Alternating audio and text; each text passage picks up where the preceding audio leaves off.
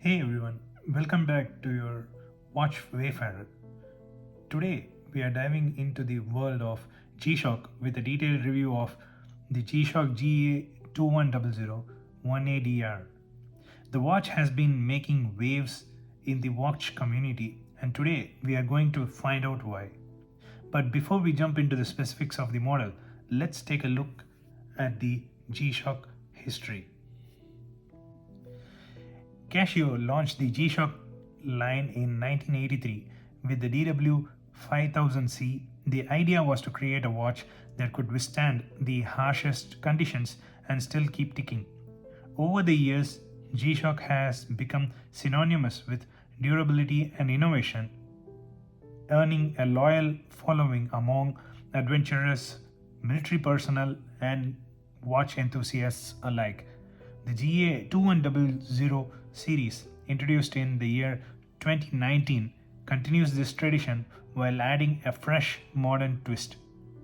Now let's start with the case dimensions of the GA-2100-1ADR. The watch features a case diameter of 45 thickness of 11.8 mm, a thickness of 11.8 mm, and a lug-to-lug distance of 48.5 mm. Despite its robust look, it's surprisingly slim and lightweight, and making it comfortable for everyday wear. It also features a countdown timer, 5 daily alarms, full auto calendar up to the year 2099, and a LED light for visibility in the dark. This light has two modes for to stay on for maybe a second or 3 seconds, but nevertheless it has enough strength to light up the display, at least the digital display when you are out in the dark, and it does a good job at it. Moving on to the construction materials, the GA-2100-1ADR boasts a combination of carbon and resin in its case, known as the carbon core guard, which you can see it written at the backside, on the backside, and this blend offers enhanced strength and durability while keeping the watch lightweight. The band is made of resin, which is flexible and comfortable on the wrist, and it has enough amount of the bends on the strap which help you to keep your wrist ventilated when it is sweating, and it has a lot of holes to fit any wrist circumferences. So that is a really good thing about this strap, and as usual these bends also offer a good amount of protection to the watch, helping it to bounce back if it falls down on the floor. So it has a dual purpose on these bends, one for keeping your wrists ventilated when you're wearing it, and the other is to protect the watch if it falls down and help it bounce back. The watch is fitted with a mineral glass crystal. I know, when we have micro brands which are pushing out watches at around $40-50 with sapphire crystals, this watch coming with a mineral glass is kind of a little bit of a bummer, and at times you might feel that it might get scratched, but nevertheless this can take quite a bit of a beating and still stay brand new over a couple of years. And also it features a lip, as you can see over here. So this lip also helps it to protect the watch from, or the watch's crystal from, getting scratched pretty easily. So not just that they are offering you a good amount of protection through the lip, they can maybe in the future they would upgrade it to a better crystal, but at the moment we only have a mineral crystal guarding the dial, and it is pretty good at it. So all in all, the mineral glass provides a good clarity, and the lip provides a good amount of protection for the mineral glass and helps it protect against impacts, staying true to the G Shock's rugged reputation. Now let's talk about functions and features of the watch. The GA-2100-1ADR comes packed with all the essential G Shock features and functionalities, including 200 meters water resistance, which is also mentioned here as 20 bar, and shock resistance. When it falls down, it can absorb the shock, and the structure itself having the carbon core guard helps it to absorb all the shocks, and it can resist a huge amount of shock. And world time with 31 time zones, and a stopwatch with 1/100th of a second measurement. I will get into those features like the world time and the stopwatch in the next few sections. It's a versatile tool that can handle almost any situation that you can throw at it, and the functions and features that are equipped in this watch, or the functions and features that this watch is equipped with, is enough for us to do any adventuring or hiking or any kind of stuff, albeit missing few of the other features which you might expect, like a GPS tracker and stuff. But this watch, for its price point and what it is intended for, does the trick, and it does it so well. Let's talk about the water resistance. As mentioned earlier, this watch has a water resistance of 200 meters, which is also called as 20 bar. This means it's suitable for swimming, snorkeling, and even recreational scuba diving. It's not an ISO certified diver's watch per se, but it has 200 meters water resistance, and it is perfect for those who lead an active lifestyle and need a watch that can keep up. And it's also written behind. Usually the watches which have a very less water resistance have WR written on the backside, and I can give you a comparison. If you see here, this one, the Casioak F91W, doesn't even have that, but on the front maybe you can see the WR. So that states that it has a very least amount of water resistance. But comparatively, when you look at the G Shock GA-2100, it features 200 meters water resistance, and it is written on the back as 20 bar. And it also features a case back which is screwed down, and which has screws, not screwed down, it has screws on the back. And also it has a lining on the inside, a rubber lining, which helps it to prevent the water from getting inside. All in all, this watcher features a good amount of water resistance, and you wouldn't be worried if you take it for swimming, snorkeling, or any kind of those activities. Now let's take a quick look at all the modes available on this watch. So as you have seen on this watch and any of the G Shock watches, it features adjust, mode, start, and light. The adjust, as the name says, is for you to adjust when you keep holding down the button, and it will take you into the setting mode. I'll come to that later when we get into the functions and features in a descriptive way. But now let me cycle you through the modes. As you can see, it shows the time and the seconds over here, and I have set my daylight saving on, and that's why you see the DST showing, or it has it enabled on the screen. And if you click on this button, or if you press this start button, it will take you to the date, and it will swap out the time with the date, and still you would see the seconds moving.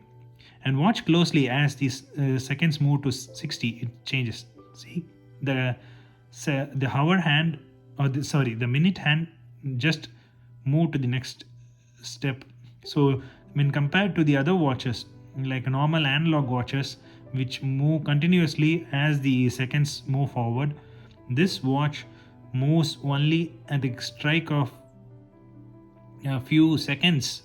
And like right now it did at 20, so maybe the next time it would do at 40. So it is incremental. So as you can see, we are slowly approaching the 40 seconds, and as we approach and we cross, you would see a movement. Voila. So as you see, it moved, and the same would happen at around the 60 seconds mark.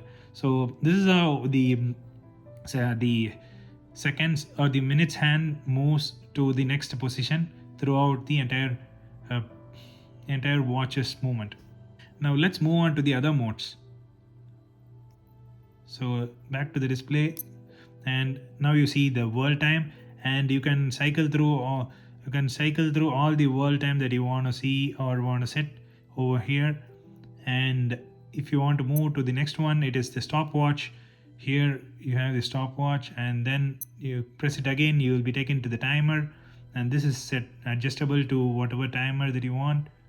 And we have the alarms, and we can cycle through them, alarm 1 2 3 4 5 and so on. And we have the signal mode, and then we can move back again to the time function. So this is how you cycle through all the modes on the watch. Next up, we will be seeing how to use each one of those modes. Now you are on the time setting, the main display for seeing the time. So how do you set the time on this watch?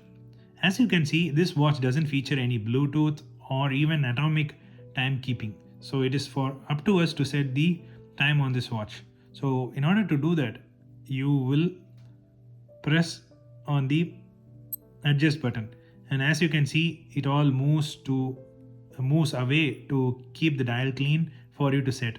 And now it is showing this position, and now you are good to set whatever time zone that you want it to be set on: Mexico, Chicago, New York, and so on.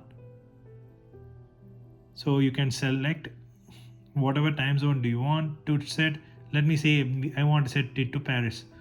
Once I am on Paris mode, now that I can move on to the other settings.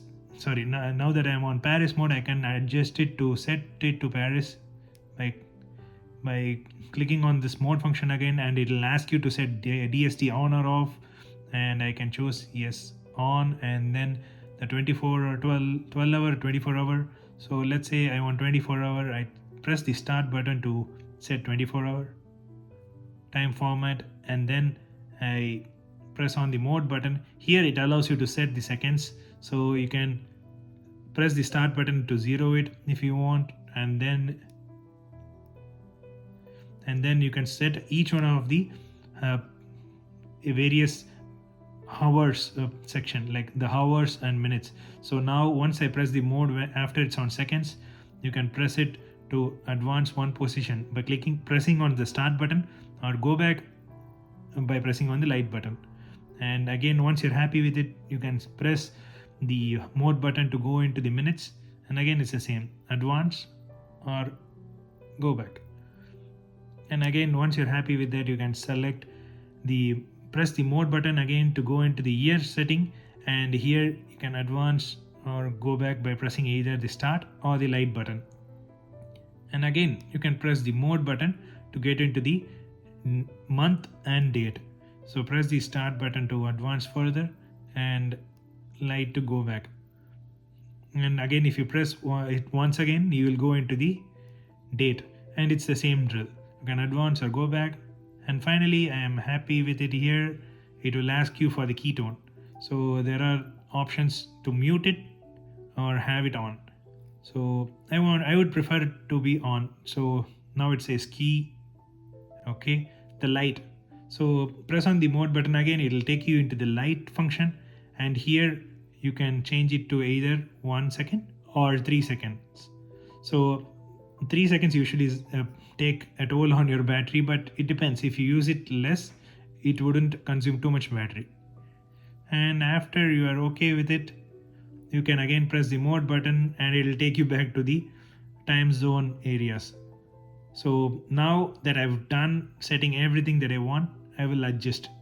Press the adjust button, and as you can see, it will move. And you can see the servo behind acting, and it moves all the hands to the exact position that it is needed. It will stop at exact, see, the 5:57 as per the time that I set. So that's a pretty cool feature, that it automatically does the job after you set the values for those, and it leaves you at it.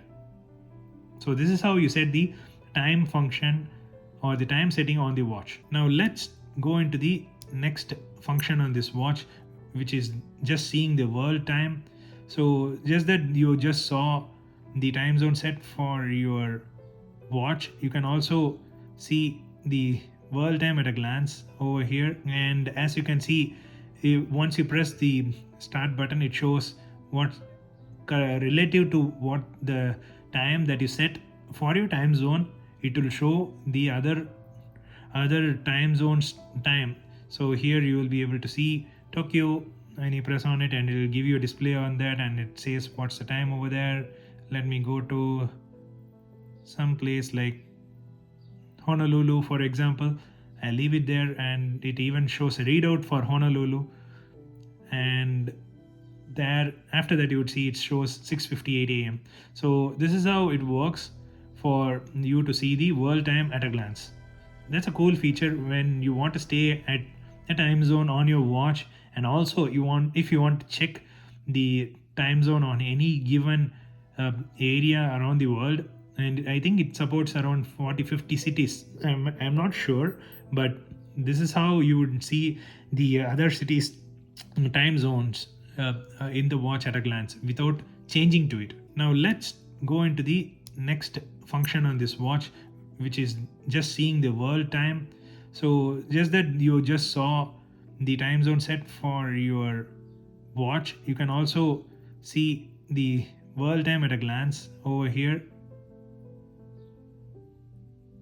And as you can see, once you press the start button, it shows what relative to what the time that you set for your time zone, it will show the other time zones time. So here you will be able to see Tokyo, and you press on it and it will give you a display on that, and it says what's the time over there. Let me go to some place like Honolulu, for example. I leave it there, and it even shows a readout for Honolulu. And there, after that, you would see it shows 6:58 a.m. So this is how it works for you to see the world time at a glance. That's a cool feature when you want to stay at a time zone on your watch, and also if you want to check the time zone on any given area around the world. And I think it supports around 40-50 cities. I'm not sure, but this is how you would see the other cities time zones in the watch at a glance without changing to it. And the next feature is the stopwatch. And once you are on the main display, you click it, press the mode button twice, or when you are in the world time, you press it once, you get it to the stopwatch. And in order to stop it or start it, you have the same button, which is the start. And before you start, you can see that the timer or the stopwatch timer shows 00 for the minutes and seconds and the microseconds, the milliseconds respectively. And you can start it and you would see it going up. So 00 minutes and 4 seconds, and the milliseconds running quickly over there. So now that I want it to stop, I can press the start button and it stops. And if I want to reset it, we need to press the adjust button once, and it becomes 0. So that's how you use the stopwatch function. Now once you are in the stopwatch function mode, you press the mode button once to get into the timer function.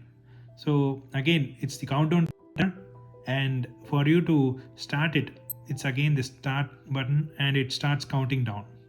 And press the same button again and it stops wherever you are. And to reset it again, press the adjust button on the top left, and it resets. Now in order to set the values, so now that I don't want it to be just 10-minute timer, so I want it to be something else. So if I press the adjust button when I'm on the countdown timer function, it moves the hand away, and you see HND starts flashing. That means it's not the right time that it's showing, it just moved it away for your convenience. And now that it's flashing the hours, you can press it to increment it, and you can set it to as many hours as you want. In my case, let's say 1 hour or 1 hour, right? And once I'm done with it, I can press the mode button, and it takes it to the minutes. And here again you can advance it or go back. So I want to say 1 hour 15 minutes, so I can set it over there. And again, once again, I set the mode button, and here not just the hour, minute, I can set it up until the seconds. So here I can say I can keep pressing it, I can until I reach 30 seconds. So I want to set the timer to 1 hour 15 minutes and 30 seconds. So this much accurate I can set the countdown timer, and once I am happy with it, I can press the adjust button. So the adjust button moves the hands away back to its original position and goes into the timekeeping mode, and you would see the timer set to that. And now you can start the timer and it starts counting down. So this is how you set the countdown timer and also use the countdown timer. It's pretty intuitive, and once you get the trick of using it's very easy to use this watch. While we are on the timer, the next mode would be the alarm. Press the mode button once and you will go into the alarm mode. And in order to adjust or set the alarms, you would need to press the adjust button once, and again the drill. It moves the hands away and HND comes on, and now you have the way to set the alarm. So now I want to set the alarm to 6 a.m. in the morning, and if you want, once you're happy with it, you can press the mode button and it selects the minutes. And again, let's say I want to set it to 6:15. So once I'm at that, I can leave it at that and again press it once more. So this is how you set the alarm over there, and you release it by pressing again the adjust button. So now it says on, right? So alarm 2 is off, alarm 3 is off, 4, 5. So everything else is off. Turning on or off the alarm for any one of those alarms, it's pretty easy. When you are on the alarm which you want to turn it off, you just press the adjust function or the adjust button. It will show 2 dashes, which means it's been turned off. And if you want to turn it back on, press it again and it shows AL1 and on. And you can do the same for the others. AL2 is 00. Now if I press it, it's on. So you can have 5 consecutive alarms on this watch and it will still work. And you can press the button and you can move on to the signal. So hourly chime also gives you, this watch also gives you an hourly chime when it strikes 12 every hour. And in order to turn it on, you turn this on by pressing the adjust button and again press it again to turn it off. So it's pretty easy to set the alarms, the 5 alarms on this watch and the hourly chime. It's just that you need to get to know the way around it, and the buttons are easy to press as well. In some of the watches, like the one that I have here, that is this, in some of the watches like GWM-5610, some of the buttons are pretty insert and it's hard to press. But this watch features the buttons relatively outside and it's easy to press, and you don't need to have a bigger thumbnail to press it. And also, as you can see, compared to other watches like the GWM-5610, the buttons are a bit bigger and easy to depress. So all in all, it's a very easy to use watch and in a very intuitive layout and functionality. And finally, if you are happy with setting all the alarms, you can leave the alarm mode by pressing the mode button again, and it will take you to the time function. So that leaves you with all the functions and features that this watch has to offer, and within just a small little module, it has so many things for you to use, and it's a very useful watch and a rugged watch at that, and you would have it for many years to keep with you until the resin degrades and becomes bad. But hey, at that time you can Again, swap out the resin band and maybe the resin bezel. Everything can be swapped out and it'll still keep on ticking for a long time. Now let's talk about the pros and cons of this watch. The pros include a lightweight and a comfortable design, durable construction, and a carbon core guard, versatile features and functions, 200 meters water resistance, and a modern and a stylish design. Cons, I would say the mineral glass is more prone to scratches than a sapphire crystal. So, but at this price point, they are offering us a good mineral glass and not an acrylic crystal. So that's good, and it's also protected by a bezel lip.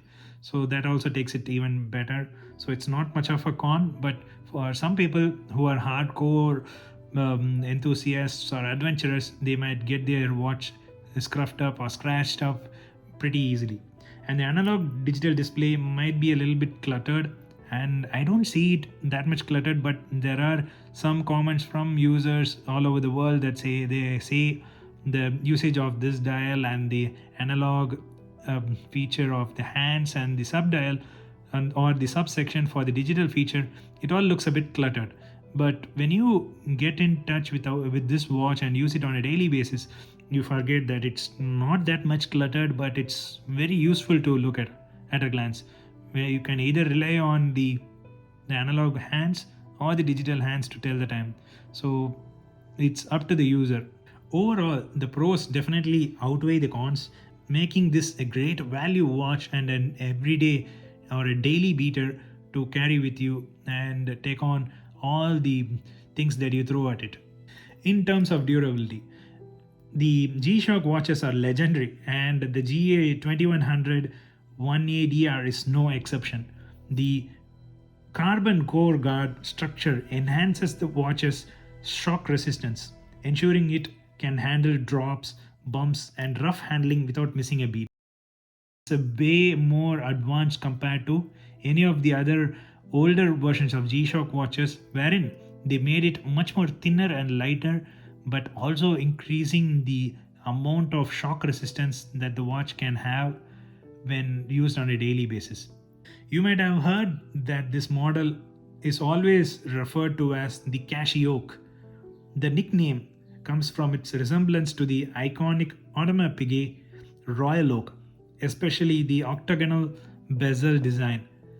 So while it's an affordable alternative, it still carries the distinctive style and the ruggedness that the G Shock is known for. So it does resemble Audemars Piguet Royal Oak, and you wouldn't say it is that much of a clone of that watch. It pays a little bit of a homage or goes in that kind of direction.